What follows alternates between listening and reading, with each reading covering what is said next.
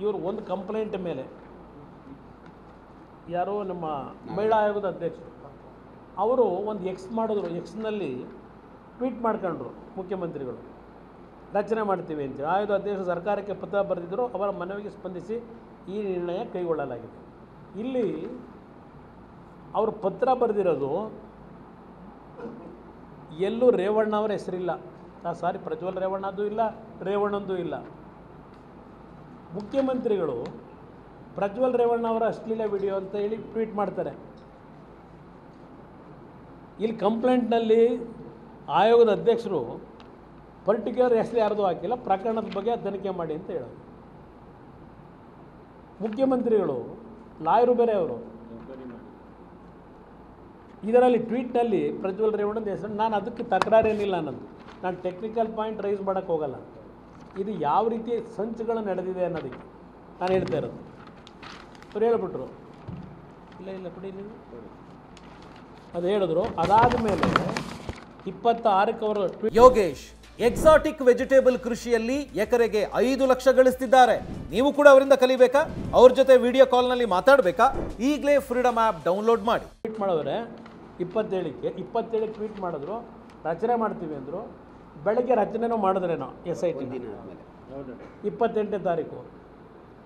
28ನೇ ತಾರೀಕು ಆಮೇಲೆ ಏನು ಮಾಡಿದ್ರು? 28ಕ್ಕೆ ಒಂದು ಬೆಂಗಳೂರು ನಗರದಲ್ಲಿ ಕೂತ್ಕೊಂಡು ಒಂದು ಡಿಜಿಟಲ್ ಇದರ ಮುಖಾಂತರ ಗಣಿಕ ಯಂತ್ರವೋ ಎಂಥದೋ ಇದೆಯಲ್ಲ, ಗಣಕಿ ಯಂತ್ರ, ಅದರ ಮುಖಾಂತರ ಇಲ್ಲಿ ಟೈಪ್ ಮಾಡಿ, ಯಾರೋ ಇಬ್ಬರು ಶುಭ ಅಂತಲೋ ಇನ್ನೊಬ್ರು ಯಾರೋ ಒಂದು ಹೆಣ್ಮಕ್ಳು ಅಂತ ಹೇಳಿ ಒಂದು ಕಂಪ್ಲೇಂಟನ್ನು ಇಲ್ಲಿ ರೆಡಿ ಮಾಡಿಸಿ ಬೆಂಗಳೂರಿನಲ್ಲಿ, ಅದನ್ನು ಹೊಳೆನರಸೀಪುರದ ಪೊಲೀಸ್ ಠಾಣೆಯಲ್ಲಿ FIR ಮಾಡಿಸಿದ್ರು. ಗಣಕಿ ಯಂತ್ರದ ಮುಖಾಂತರ ಅಲ್ಲಿಗೆ ಕಳಿಸಿ ಕಂಪ್ಲೇಂಟ್ ಕೊಟ್ಟಿದ್ದನ ಇದು ಸಂತ್ರಸ್ತರೇನ ಇಲ್ಲಿ ಕೂರಿಸ್ಕೊಂಡು ಇಲ್ಲಿ ಬರೆಸ್ಕೊಂಡು ಮಲ್ಲೇಶ್ವರದಲ್ಲಿ ಇಲ್ಲಿಂದ ಅಲ್ಲಿಗೆ ಕಳಿಸಿದ್ರು. ಇಲ್ಲಿ ನಡೆದಿರ್ತಕ್ಕಂಥ FIR ಅಲ್ಲಿ ಮಾಡಿಸಿದ್ರು. ಮಾಡ್ಕೊಳ್ಳಿ, ಸಂತೋಷ. SIT ರಚನೆ ಆಗಿ ಕೊಟ್ಟಿದ್ದೀವಿ ಅಂದಾಗ ಬಹುಶಃ ನಾನು ಭಾಳ ಸಂತೋಷಪಟ್ಟೆ.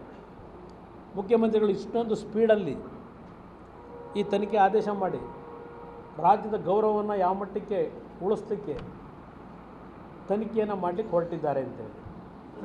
ನಾನು SIT ಕೊಟ್ಟಾಗ ಬ್ರದರ್, ಇದು ಸ್ಪೆಷಲ್ ಇನ್ವೆಸ್ಟಿಗೇಷನ್ ಟೀಮ್ ಅಂತಕ್ಕಂಥದ್ದು ನನ್ನ ತಲೆ ಒಳಗೆ SIT ಕೊಟ್ಟಾಗ ನಾನು ಅಂದ್ಕೊಂಡಿದ್ದು ಭಾಳ ಪಾರದರ್ಶಕವಾಗಿ ತನಿಖೆ ನಡೀಬೋದು ಅಂತ.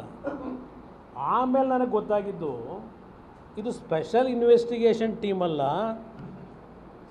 ಇದು ಒಂದು ಟೀಮು ಸಿದ್ದರಾಮಯ್ಯ ಇನ್ವೆಸ್ಟಿಗೇಷನ್ ಟೀಮು ಅಂತ ಒಂದು, ಮತ್ತೊಂದು ಶಿವಕುಮಾರ್ ಇನ್ವೆಸ್ಟಿಗೇಷನ್ ಟೀಮ್ ಅಂತ ಇನ್ನೊಂದು. ಇದು ಸ್ಪೆಷಲ್ ಇನ್ವೆಸ್ಟಿಗೇಷನ್ ಟೀಮ್ ಅಲ್ಲ. ಎಷ್ಟು ಗಂಟೆಗೆ ನಿಮ್ಮ ಇನ್ವೆಸ್ಟಿಗೇಷನ್ ಟೀಮ್ ಮಾಡ್ಕೊಂಡಿದ್ದೀರಲ್ಲ, ನಿಮ್ಮ ಮುಖ್ಯಮಂತ್ರಿಗಳು ಯಾವನೋ ಒಬ್ಬನ ಕರೆದು ಒಳ್ಳೆ ಲಿಸ್ಟ್ ನನ್ನ ಕಡೆ ಒಂದು ಕೊಡುವಂತ ಕೇಳಿದ್ರು. ಒಬ್ಬ ಅಧಿಕಾರಿ ಕರೆದು ಇವರು ಇನ್ನೊಂದು ಕಡೆ ಶುರು ಮಾಡಿದ್ರು. ಶಿವಕುಮಾರ್ ಇನ್ವೆಸ್ಟಿಗೇಷನ್ ಟೀಮು ಇವ್ರದ್ದು ಪ್ರತಿನಿತ್ಯ ಕಾನ್ವರ್ಸೇಷನ್ಗಳವಲ್ಲ, ಮನೆಗೆ ಕರೆಸಿ ಮಾತಾಡ್ತಾ ಇರೋದು ಬೇರೆ ಇಟ್ಕೊಳ್ಳಿ,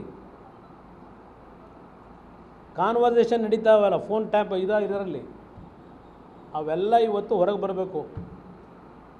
ಇವೆಲ್ಲ ಕಾಲ್ ರೆಕಾರ್ಡಿಂಗ್ ಅವೆಲ್ಲ, ಯಾರ್ಯಾರು ಎಷ್ಟು ಗಂಟೆ ಟೈಮಲ್ಲಿ ಯಾರ್ಯಾರು ಮಾತಾಡ್ಕೊಂಡ್ರು, ಇದು ಇವತ್ತು ಹೊರಗೆ ಬರಬೇಕು. ನಾನು ಈಗಲೂ ಹೇಳ್ತಾ ಇದ್ದೇನೆ, ಈ ಕ್ಷಣದವರೆಗೆ ಪ್ರಜ್ವಲ್ ಅವರು ಇದರಲ್ಲಿ ಭಾಗಿಯಾಗಿದ್ದಾರೆ ಅಂತಕ್ಕಂಥದ್ದು ಇವತ್ತು ಮಾಧ್ಯಮದಲ್ಲಿ ದೊಡ್ಡ ರೀತಿಯಲ್ಲಿ ಪ್ರಚಾರಗಳು ಇದೆ.